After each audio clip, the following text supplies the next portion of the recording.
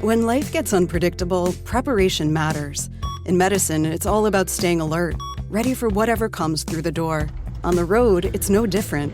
That's why Volvo designs vehicles to help anticipate risk, reduce harm, and protect lives. The Volvo XC90's advanced safety systems inspire confident decisions wherever the road takes you.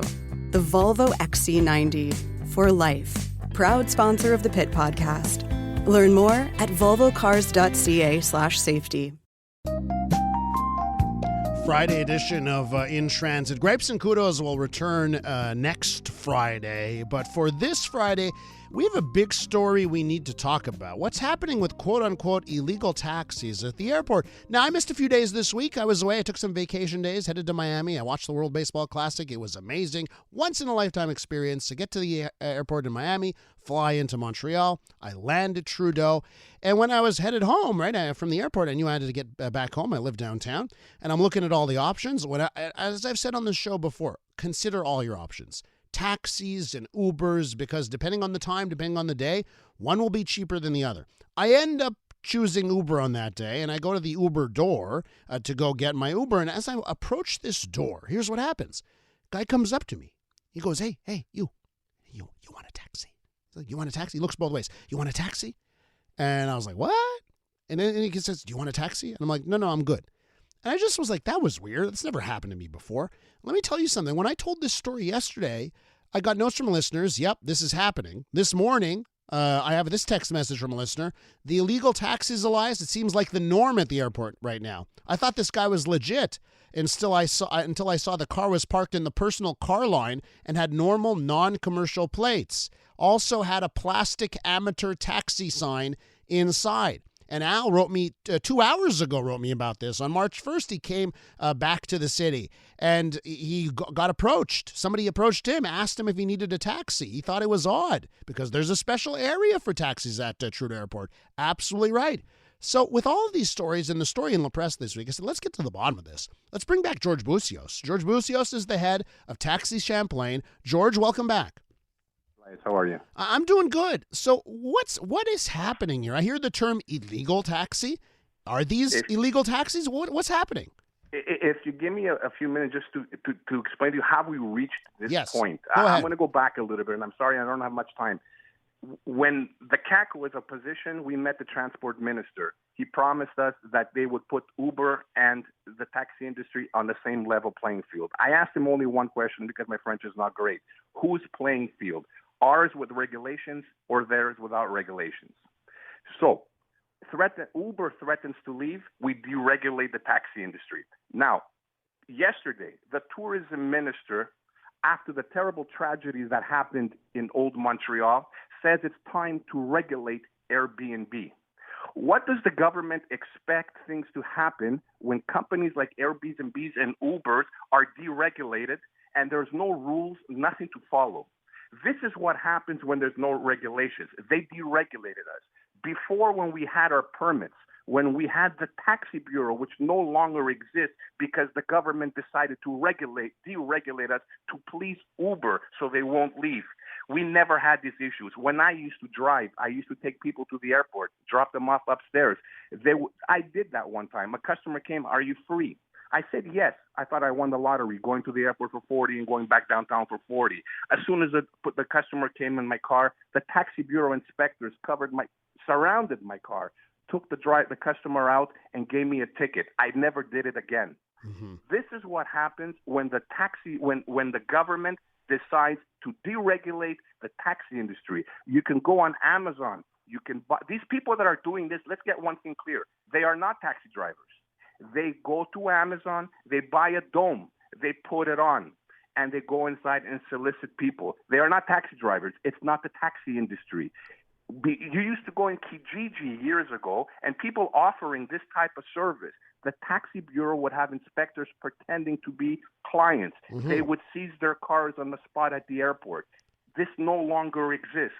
Uber businesses in the Airbnbs to make them stay in Quebec and deregulate everything. So, George, the problem. Let me ask you this, right? Because at the airport, at Trudeau, there is a taxi area. Yes. There is a stand. You go and you line up, and it's quite quick. To be there. And they pay to be there. So this is why I'm confused, right? Because there's got to be some sort of rules and regulations if that still exists, where you still have a certain spot only for taxis.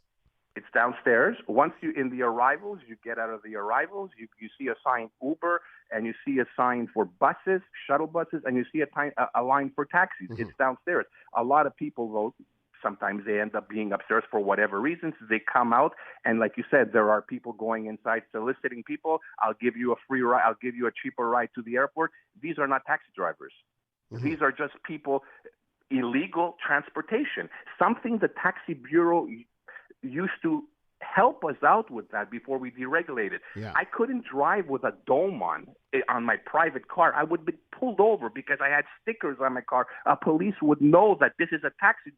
He has stickers. He's a taxi car. So George, is there anyone now that is in charge of? You know what happened to you? Remember when you were caught in that one moment? Is there anyone now whose responsibility it is to catch these illegal taxis? Yeah, the SAC, the SAAQ. Okay. And they have enough on their plate with truck drivers, tow truck drivers, taxi drivers now. So no, there's not enough. As much as we hate it, and including myself, the inspectors of the taxi bureau, they did their job. They kept the public safe. They kept us in line.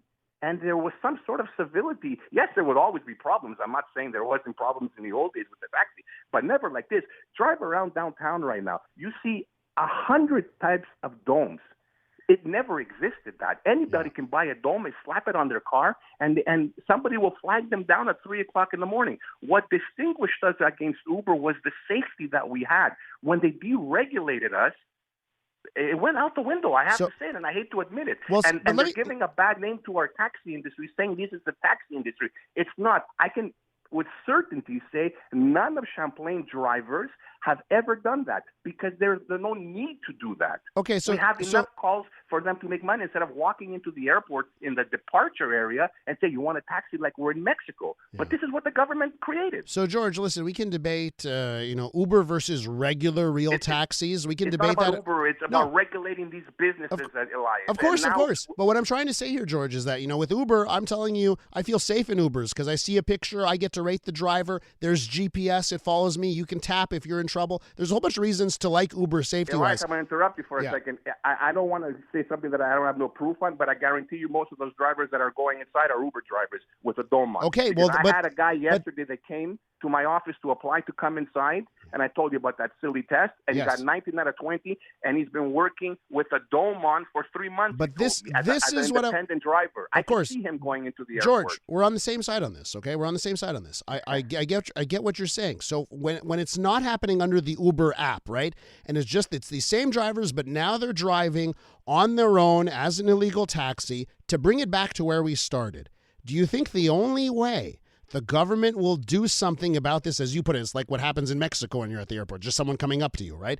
Is the only way that this will be stopped is if there's a tragedy, if someone's in an unregulated, illegal taxi? You took the words out of my mouth exactly, because I hate to bring up, I don't want to compare, getting ripped off at the airport with the tragedy that happened in Montreal. But let's assume there was a car accident. Yes, I think that's when governments react. And the tourism minister yesterday, and I'm sorry, she should be ashamed of herself, that right after these people died in an Airbnb, an illegal Airbnb, decides all of a sudden we need to regulate Airbnbs. Well, while we were regulated, she deregulates us.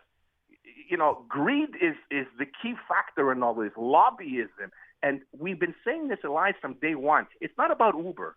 It's about safety. It's about regulations. It's about our, I had a permit that was worth $200,000. You really think I'm going to go risk my permit to walk inside an airport to solicit a guy to take him downtown? I won't, because George, I had a business. George, listen, we're going to leave it there. We're going to keep track Need of more this time story. With you, Elias. I got to convince you. I got to bring it to the other side. Well, listen, listen, I've said it on this show. Everyone should still use taxis here, especially, it should always have that option on the table here. But what's more important out of this segment is that everyone who's listening to this segment, if they get approached, If someone comes up to them, Don't and go wants- downstairs. don't- Is the way to go. You have to yeah, go but downstairs. don't do it. Just say, Don't do say, go away. You have to go downstairs and wait at the taxi line or Uber line. I think there's another line as well for shuttles. So just go downstairs. Yeah. Those drivers are there. You lose something in your car, you call the ATM. They will know who took your customer. They will know which car you took. They have a permit for 1 year there. Those are the drivers that work there every day for 1 year. George? Don't go upstairs. Just go down the line. George, point taken. Be well, and we'll talk real soon. All right, Louis. Thank you. That's George Boussios, the head of Taxi Champlain.